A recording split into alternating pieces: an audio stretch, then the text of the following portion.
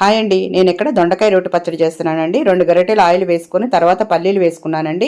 ఇక్కడ చూసారు కదా, చక్కగా సిమ్లో పెట్టి వేయించుకోవాలి. పల్లీలు బాగా వేగాలన్నమాట. తర్వాత పావు కేజీ దొండకాయలకి సరిపోను పచ్చిమిరపకాయలు కూడా ఇట్లా ఫ్రై చేసుకున్నాను. ఫ్రై చేసుకుని పక్కకు తీసేసుకున్నాను. అదే ఆయిల్లో దొండకాయ ముక్కలు అలాగే గల్లుప్పు వేసేసానండి. వేసేసి ఆయిల్లో మిక్స్ అయ్యేలా కలిపేసేసి మూత పెట్టేసి ఒక 2-3 నిమిషాల తర్వాత ఓపెన్ చేసి చూస్తున్నానండి. చూసారు కదండి, కొంచెం మగ్గినాయి కదా. ఇప్పుడు 2 టమాటాలు కట్ చేసి వేసేసుకుందామండి. కలిపేసుకొని ఆయిల్లో మిక్స్ అయ్యేలా కలుపుకొని మళ్ళీ ఒక 2-3 నిమిషాలు మూత పెట్టేసి తీద్దామండి. టమాటాలు చక్కగా మగ్గినాయి కదండి. ఇప్పుడు చింతపండు, దానికి సరిపోను చింతపండు కూడా వేసేసి ఇట్లా కలిపేసేసి మూత పెట్టేసి పెట్టేస్తున్నానండి. ఆ వేడికి చింతపండు మగ్గిపోతుందండి. తర్వాత రోలు శుభ్రం చేసుకొని చూసారు కదండి, పల్లీలు పచ్చిమిరపకాయలు ఇట్లా దంచుకున్నానండి. తర్వాత జీలకర్ర వెల్లుల్లి రెబ్బలు కూడా వేసి దంచుకున్నాను. చూసారు కదా, తర్వాత ఇవి చల్లగా అయిపోయిన తర్వాత దొండకాయ ముక్కలు కూడా వేసి అలాగే గల్లుప్పు కూడా వేసి మెత్తగా దంచుకోవాలండి. మరీ మెత్తగా కాదండి. చూసారు కదండి, వీడియోలో చూపించినట్టు దంచుకొని తాలింపు వేసేసుకుంటామేనండి. చాలా చాలా